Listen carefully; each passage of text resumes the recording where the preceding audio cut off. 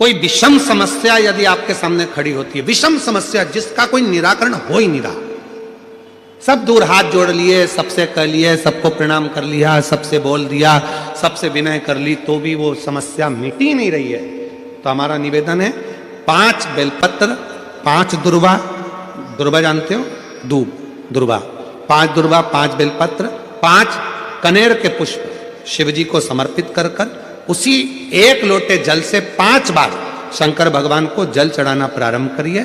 लगभग 1 हफ्ते यदि आपने शिव को जल चढ़ाना प्रारंभ कर दिया इसी क्रम से, तो निश्चित है वो समस्या का हल 1 हफ्ते के अंदर बाबा को निकालना ही पड़ेगा और आपका लक्ष्य निश्चित करना ही पड़ेगा। आप 5 या 7 दिन रेगुलर लगातार प्रैक्टिकल करना चालू करो, भले आज से चालू कर दो। अगर बहुत भारी तकलीफ है कि ये तकलीफ बहुत भारी है, मिटी नहीं रही, द्विजेश्वर महादेव का नाम लो, 1 लोटा जल लो, शंकर भगवान को, जैसे ये शिवलिंग, ये जलाधारी, ये जलाधारी का भाग, द्विजेश्वर महादेव का नाम लेकर जो जल चढ़ाया जाता है वो यहां से चालू होता है, जहां से पानी बहकर नीचे जाता है ना, तो यहां से जल चढ़ाना प्रारंभ होता है द्विजेश्वर महादेव का।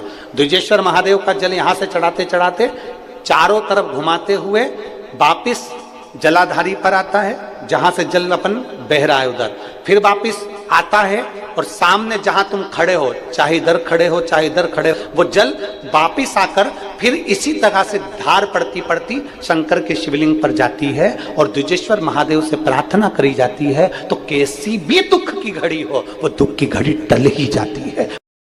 अगर सबसे पहला कोई अभिषेक करने का देवताओं में क्रम प्रकट हुआ तो वो शिव के अभिषेक से प्रकट हुआ। शंकर भगवान के अभिषेक में 5 चीजें मूल चाहिए। पहले नंबर पर दूध चाहिए, दूसरे नंबर पर दही चाहिए, तीसरे नंबर पर घृत चाहिए, घी, चौथे नंबर पर शहद चाहिए और 5वें नंबर पर शक्कर चाहिए, मिष्ठान चाहिए। अब ये 5 चीजें अपन चढ़ाते चढ़ाते चढ़ाते चढ़ाते पूरा जीवन हो गया। रोज आप शिव जी को चढ़ाते होगे, सावन महीने में चढ़ा रहे होगे, शंकर जी को शिवरात्रि पे भी चढ़ाते होगे, या कोई भी मूर्ति की, चाहे नारायण हो, लक्ष्मी हो, राम हो, कृष्ण हो, कोई भी देवता हो, उनका जब हम अभिषेक करते हैं तो ये 5 चीजों की जरूरत हर व्यक्ति को पड़ती है। ये पंचामृत की जरूरत है। क्यों लेकर जाए हम कृष्ण के पूजन में, हम अभिषेक में ये 5 चीजें क्यों लेकर जाए? उसकी मूलता है। पहले नंबर पर दूध। भगवान शंकर को जब हम दूध समर्पित करते हैं तो हमारे घर का वंश बढ़ता है। क्या बढ़ता है? वंश। जब हम शिव को दूध समर्पित कर रहे हैं, पंचामृत की वस्तुओं में हम जब दूध समर्पण कर रहे हैं, हम अभिषेक में अगर नारायण का अभिषेक कर रहे हैं, लक्ष्मी का अभिषेक कर रहे हैं, राम का अभिषेक कर रहे हैं, शिव का अभिषेक कर रहे हैं, शंकर का अभिषेक कर रहे हैं, या हम किसी भी देव का अभिषेक कर रहे हैं, उसमें दुग्ध मूल है। क्योंकि दूध जब हम समर्पित करते हैं तो ये हमारे वंश की वृद्धि करने वाला, वंश बढ़ाने वाला, ये हमारा वंश बढ़ा रहा है। दूसरे नंबर पर दही।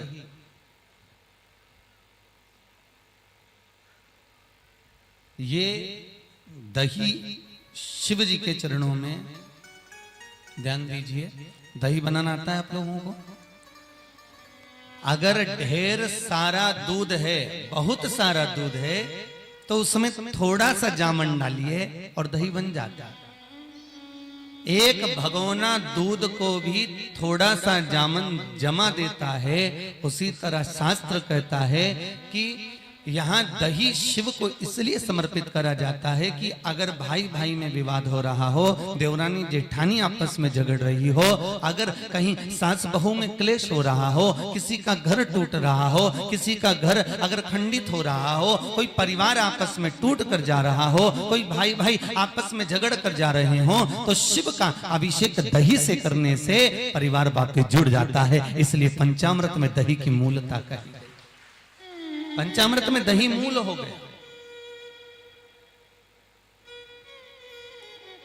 आप लोगों ने भी न जाने कितनी बार अभिषेक करा होगा, परंतु आप लोगों को भी सोचने में आता होगा कि दूध क्यों चढ़ाएं, दही क्यों चढ़ाएं, घृत क्यों चढ़ाएं, शक्कर क्यों चढ़ाएं, घी क्यों चढ़ाया है। अभिषेक में दही चढ़ा देने से हमारा मन, हमारे परिवार टूटने से बढ़ जाता है, बच जाता है। तीसरे नंबर पर है घी, ये आरोग्यता प्रदान करता है। हमारे घर में अगर कोई बीमार है, बहुत ज्यादा रोगीला है, बहुत ज्यादा परेशान है, तो घृत का अभिषेक अर्थात अभिषेक में घृत का प्रयोग कर देने से रोग से मुक्ति होती है। रोग से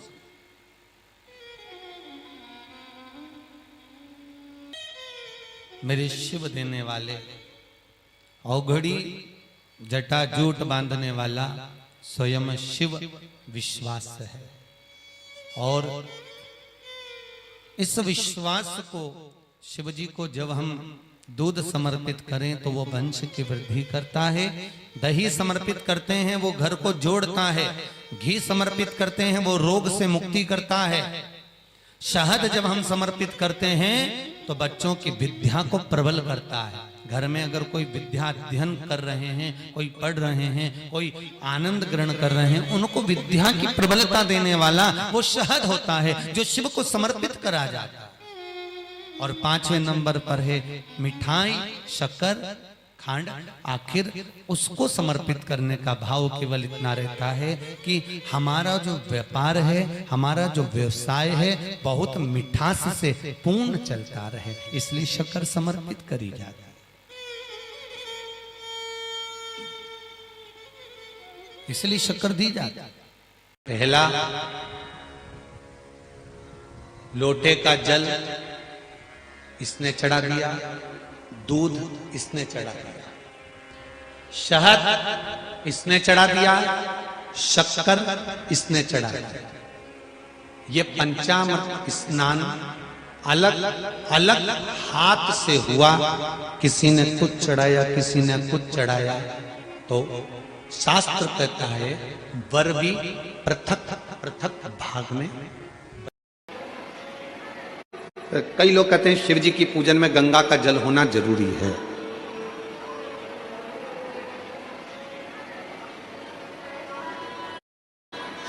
और मान लो तुम्हारे पास में गंगा जी का जल नहीं है, तो क्या शंकर जी तुम्हारी पूजन को स्वीकार नहीं करेंगे? अरे बोलो तो जम के, करेंगे ना। क्यों? स्कंद पुराण में वर्णन आता है, स्कंद पुराण में वर्णन आता है कि एक बहुत साधारण सी घर में रहने वाली एक दृष्टांत बड़ा सुंदर है। और एक घर में रहने वाली एक रेणुका मां नाम की एक स्त्री थी। थोड़ा ध्यान से सुनना इस स्कंद पुराण के इस चरित्र को। रेणुका, वो रेणुका मां के पास में कुछ भी नहीं था। उसकी एक बेटी थी सुकन्या कर। रेणुका मां की एक बेटी थी सुकन्या, बड़ी सुंदर थी। और रेणुका मां भी शंकर भगवान की पूजन करती थी और सुकन्या भी शिव जी की पूजन करती थी। सरल विधि से पूजन करते थे। मंदिर जाते थे तो जाते जाते कोई वृक्ष की पत्तियां मिल जाती थी, वो शिव जी को चढ़ा देते थे।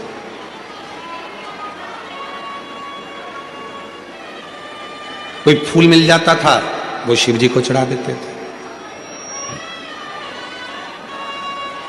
और कई बार ऐसा हुआ कि रेणुका सुकन्या को कोई पत्ती नहीं मिली, कोई फूल नहीं मिला, तो उन्होंने जल चढ़ा दिया। कई बार ऐसा भी हुआ कि सुकन्या और रेणुका को जल भी नहीं मिला, तो उन्होंने 3 बार ताली बजा दी। कई बार ऐसा हो गया सुकन्या और रेणुका को कि वो मंदिर भी ना जा पाए, तो उन्होंने शिखर का दर्शन कर लिया। शिखर का दर्शन।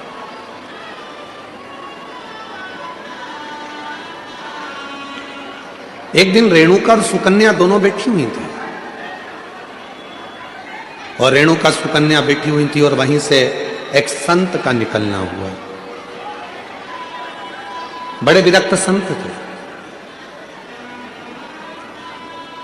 शंकर जी के परम भक्त थे वो भी। स्कंद पुराण का ये बहुत सुंदर दृष्टांत है, अपनी जिंदगी में उतारिएगा। रेणुका सुकन्या बैठी है और वहीं से संत का निकलना हो रहा। विरक्त थे, शिव के परम उपासक थे। उनके मुख से नित्य प्रति ओम नमः शिवाय, ओम नमः शिवाय, ओम नमः शिवाय, ओम नमः शिवाय जपा करते थे। आज संत भिक्षा मांगने के लिए रेणुका और सुकन्या के घर पर पहुंच गए। आवाज लगाई, माता भिक्षाम दे, माता भिक्षाम दे, भूख लगी है, थोड़ा अन्न का भाग दीजिए। रेणुका सुकन्या बाबा की आवाज सुनकर बाहर गई, दरवाजा खुला, आसन दिया, बिछाया, बिठाया, जल पिलाया, अंदर से भोजन ला कर दिया। पूजा की तैयारी कर रही थी शिव मंदिर जाने के लिए सुकन्या, और बाबा की दृष्टि पड़ गई उस पूजन की थाली पर। और जैसे ही संत की दृष्टि पूजन की थाली पर पड़ी तो संत ने बात बात में पूछ लिया, ये पूजन में सारा साहित्य रखा हुआ है पर गंगा का जल नहीं है, तो तुम्हारी पूजन शिव स्वीकार नहीं करेंगे। ये संत ने कह दिया रेणुका और सुकन्या से, आपकी पूजन में, आपकी पूजा की थाली में गंगा का जल नहीं है तो शिव इस पूजन को स्वीकार नहीं करेंगे। अब तो संत कहकर चले गए, सुकन्या की बुद्धि में वो बात बैठ गई और सुकन्या मां के चरणों में प्रणाम कर कर बोली कि मुझे गंगा का जल चाहिए, मुझे गंगा का जल चाहिए। बाबा कहकर गए हैं, संत कहकर गए हैं कि जब तक गंगा का जल पूजन की थाली में नहीं होगा तब तक शिव प्रसन्न नहीं होंगे, शिव इस पूजन को स्वीकार नहीं करेंगे। अगर भगवान शंकर को पूजन स्वीकार करना है, अगर भगवान शंकर को पूजन स्वीकार करना है तो गंगा का जल का होना जरूरी है। स्कंद पुराण कह रही है कि सुकन्या और रेणुका दोनों आंखों में जल भर ली। कहा एक काम करो सुकन्या, तुम गंगोत्री चली जाओ और गंगा जी के उद्गम से गंगा जी का जल लेकर आ जाओ। जाओ। सुकन्या हाथ जोड़कर बोली, मां मैं अकेली कन्या, मैं अकेली स्त्री गंगा का जल लेने के लिए कैसे जाऊंगी? शिव की पूजन सुकन्या ने भी बंद कर दी, रेणुका ने भी बंद कर दी। दोनों शंकर के मंदिर नहीं जा रही हैं क्योंकि संत कहकर गए हैं कि गंगा का जल होना जरूरी है। अब गंगा का जल ही नहीं है तो शंकर मंदिर जाके करूंगी क्या? अब गंगा का जल ही नहीं है तो शिव जी के शिवालय में जाकर करूंगी क्या? ना सुकन्या मंदिर जा रही है, ना रेणुका मंदिर जा रही है। तभी मेरे ओघड़ दानी ने ध्यान दिया और आज भगवान शंकर का चेहरा कुछ उतरा हुआ था तो नंदी ने पूछ लिया, प्रभु क्या बात है, आज आपका मुख उतरा हुआ है, आज आपका चेहरा उतरा हुआ है, प्रभु क्या बात है? भगवान देवादिदेव महादेव ने कहा, नंदी एक रेणुका और एक सुकन्या एक गांव में निवास करती हैं, उनके पास में जो होता है वो मेरा श्रृंगार करती हैं, पूजन करती हैं। एक संत भिक्षा मांगने के लिए आए थे और वो उनको ज्ञान देकर चले गए, उनको बताकर चले गए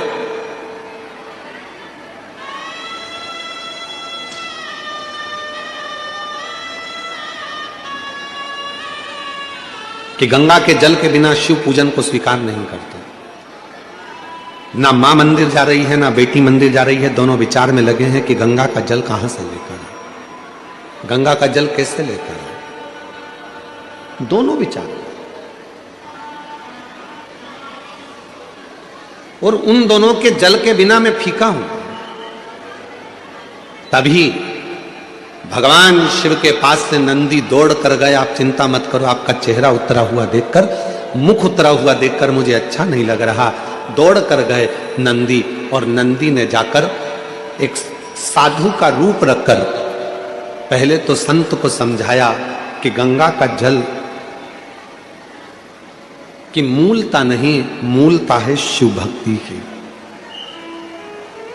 जाओ जाकर सूचित करो, संत मानते नहीं थे तो नंदी ने अपना असली विग्रह धारण करा, बड़े बड़े सींग, बड़ा विराट सा स्वरूप नंदी का, बड़ा विराट सा स्वरूप।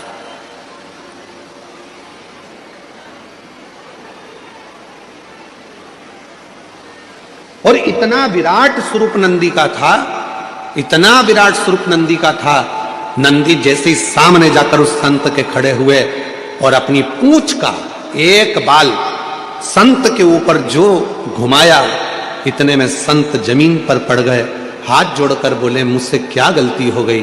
तो नंदी ने कहा गलती केवल एक हुई है कि वो पूजन करने वाली जिस भाव से पूजन करती थी, जैसी मंदिर जाती थी, जो जिस भाव से पूजता था, उसकी पूजन तुमने बंद करा दी केवल एक गंगा के जल के लिए। कि पूजन में गंगा का जल होना जरूरी है। जाओ, नंदी ने कहा संत, ए साधु, जाकर वो रेणुका और सुकन्या से जाकर कहो कि जब शंकर भगवान के ऊपर एक लोटा जल चढ़ता है, जब शिव जी के ऊपर पानी की एक बूंद गिरती है, जब शंकर भगवान के ऊपर अगर कोई साधारण जल भी चढ़ता है तो वो शंकर के ऊपर चढ़ा, और जैसे उनके शिवलिंग पर चढ़ा, जटा से लगा, तो वो अपने आप गंगा जल बन जाता है, अलग से गंगा जल की जरूरत नहीं पड़ती। एक रावण संहिता के अंतर्गत 4 तिलक का वर्णन आता है, थोड़ा सावधानी से सुनिएगा। 4 तिलक का वर्णन रावण संहिता के अंतर्गत आता है, और अथर्ववेद में भी कुछ वृक्षों की फल पत्ती का वर्णन आता है, उसका भी स्मरण इस कथा के माध्यम से। पहले नंबर का तिलक होता है सफेद आंकड़े की जड़ का तिलक। सफेद आंकड़े की जड़ का तिलक। सफेद आंकड़े की जड़ देखिए, आप लोगों ने सफेद आंकड़े का पुष्प देखा है? हम आस्था चैनल वालों से भी निवेदन करेंगे कि कथा में जिस जिस तिलक का वर्णन किया जाए उसके पौधे का दर्शन भी कराएं, जिससे लोगों को मार्गदर्शन मिले कि कौन सा पौधा बोला जा रहा। सफेद आंकड़े की जड़ का तिलक, और यही सफेद आंकड़े की जो जड़ होती है संतान प्राप्ति के लिए तुमरुकेश्वर का नाम लेकर कमर में लाल धागे में बांधा जाता है, जैसा आप लोग पहले कथाओं के माध्यम से श्रवण कर चुके। एक होता है पहले नंबर पर सफेद आंकड़े की जड़ का तिलक। ये क्या काम आता है और किस लिए लगाया जाता है? तो शिव महापुराण की कथा कहती है, जिस दिन आपको लगे कि मुझे इस कार्य के लिए जाना है और ये मेरा कार्य सफल होना चाहिए, ये कार्य मेरा रुक रहा है, इस कार्य में बांधा आ रही है, ये कार्य मेरा अटक रहा है, उस दिन सफेद आंकड़े की जड़ को थोड़ा सा घिसकर, और घिसने के बाद उसको अष्ट विनायक में से किसी भी एक विनायक श्री गणेश जी का नाम लेकर अपने मस्तक पर थोड़ा सा तिलक उस सफेद आंकड़े की जड़ का लगाकर चले जाइए। वो कार्य आपका सफल होकर ही रहेगा, भले 8 दिन लग जाएं, 10 दिन लग जाएं, पर सफलता उस कार्य में मिलती जरूर है। पहले नंबर पर आता है सफेद आंकड़े की जड़ का तिलक। दूसरे नंबर पर अपामार्ग की बीज का तिलक। अपामार्ग एक पौधा होता है, आप लोग टीवी पर उसका दर्शन कर रहे होंगे, एलईडी पर आप देख रहे होंगे। अपामार्ग की जड़ का अर्थात अपामार्ग का जो पौधा होता है उसका जो बीज होता है, जैसे आप ऊपर लगा हुआ देख रहे हैं, इसमें बीज लग रहा है, पौधे को आप लोग देख रहे होंगे टीवी पर, एलईडी पर, एलईडी भी चल रही है, एलईडी पर भी देख रहे होंगे कि ये अपामार्ग का जो पौधा होता है, ये आपको आपके घर के आसपास में कहीं पर भी मिल जाएगा, जंगल में मिल जाएगा, आपके घर के पास लगा हुआ मिल जाएगा, या हर कहीं लग जाता है। अपामार्ग का जो पौधा होता है, इसका जो बीज होता है, इसका जो फल होता है, फल में जो बीज होता है, इस बीज को सुखा लिया जाता है, सुखाकर इसको पीस लिया जाता है, और पीसकर इसको जहां पर भगवान शंकर का शिवलिंग है, शिवलिंग का जल बहकर जहां से नीचे गिरता है, उसको समझ लें, थोड़ा सा आप लोग ध्यान में आ जाएगा आप लोगों के।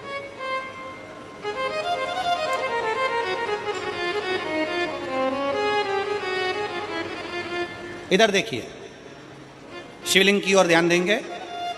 यहाँ जो व्यासपीठ के सम्मुख में शिवलिंग बना है, ये शिवलिंग, और शिवलिंग के सामने से जो जल बहकर जो जल नीचे की ओर आ रहा है, शिवलिंग के सामने से जल बहकर जो नीचे की ओर आता है, ये जो भाग होता है, इस भाग पर अपामार्ग का जो बीज होता है सूखा हुआ, जिसको आपने पीसा है, उसको यहाँ लगा दिया जाता है। उसी को वापिस लेकर आया जाता है और उस बीज का जो चंदन होता है, जिसको अपन पानी में मिलाकर सिर पर लगाते हैं, कोई व्यक्ति आपका अगर धन लेकर चले गया, कोई व्यक्ति आपकी संपदा लेकर चले गया, कोई कार्य आपका बहुत दिन से कोर्ट में अदालत में चल रहा है, लगभग 1 महीना इसका तिलक लगाना चालू कर दीजिए, दूसरे महीने में आपका धन आपके घर पर जरूर आएगा और आपका कार्य पूर्ण जरूर होगा। अपामार्ग का बीज का चंदन तिलक, अपामार्ग का तिलक हमें सुख प्रदान करता है। तीसरे नंबर पर होता है दुर्वा। क्या बोलते हैं इधर छत्तीसगढ़ में, दुर्वा बोलते हैं कि घास बोलते हैं? जो गणेश जी को चढ़ाते हैं दुर्वा, दुर्बी, ठीक है। टीवी पर आप लोग देख रहे हैं, दर्शन कर रहे होंगे। दुर्वा, दुर्बी, जिसको छत्तीसगढ़ में दुर्बी कहते हैं, दुर्वा कहते हैं, जो गणेश जी को चढ़ता है, दुर्वा। अब आप सबको स्मरण में तो होगा कि दुर्वा कहाँ से प्रकट हुई है। तो शिव महापुराण की कथा में विष्णु पुराण को अगर हम अध्ययन करें तो विष्णु पुराण का स्मरण करेंगे या कूर्म पुराण को पढ़ेंगे तो उसमें मिलेगा कि भगवान जब सुमेरु पर्वत को मंथन के लिए रखा गया था, तब वो पर्वत नीचे दबता जा रहा था, तब कच्छप भगवान अपनी पीठ पर उस पर्वत को धारण करे थे। कच्छप भगवान जब पीठ पर धारण करे तो समझ लो भगवान नारायण की जंघा पर ही वो पर्वत रखा हुआ था, जिसको घर्षण किया जा रहा था, घर्षण किया। वो पर्वत जैसा जैसा घसा रहा था, रोम गिर रहे थे, उसी रोम की दुर्वा का भाव हमारे शास्त्रों में आता, उसी से दुर्वा की उत्पत्ति मानी। दुर्वा गणेश जी को प्रिय है। और दुर्वा का फल कितना है? दुर्वा का फल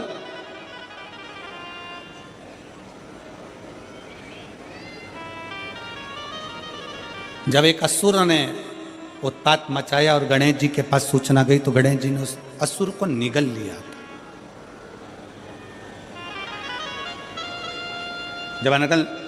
जब देखा अनायास उस असुर की ओर देखा तो भगवान गणेश जी ने उसको निगल कर अपने गर्भ में, अपने पेट में उसको धारण कर, अंदर ज्वाला उत्पन्न हुई। भगवान शंकर ने एक दुर्वा गणेश जी को दी, उन्होंने पाई, अंदर बैठा हुआ असुर समाप्त हो।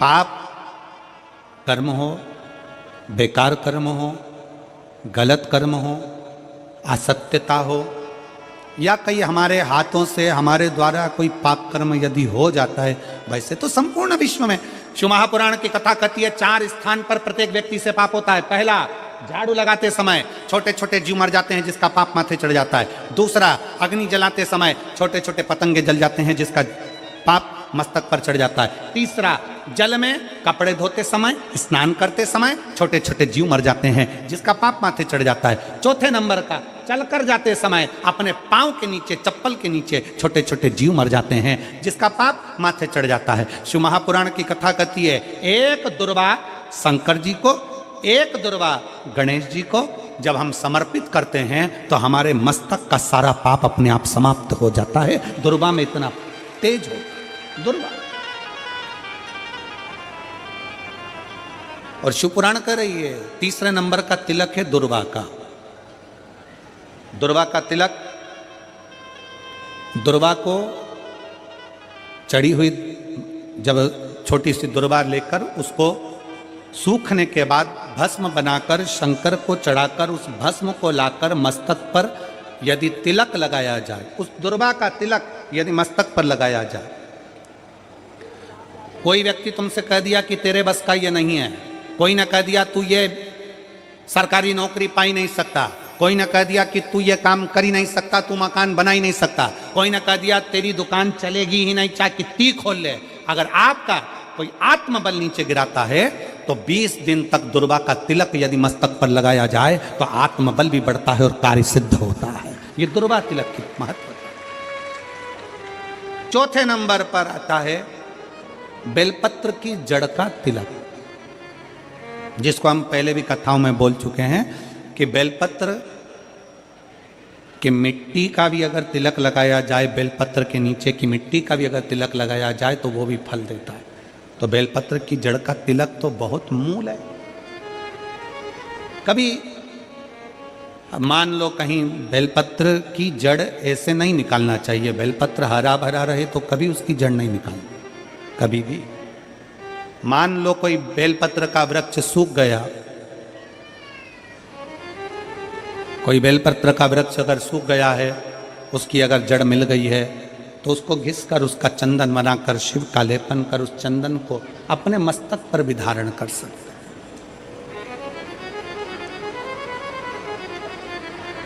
क्या होगा उससे? तो कहा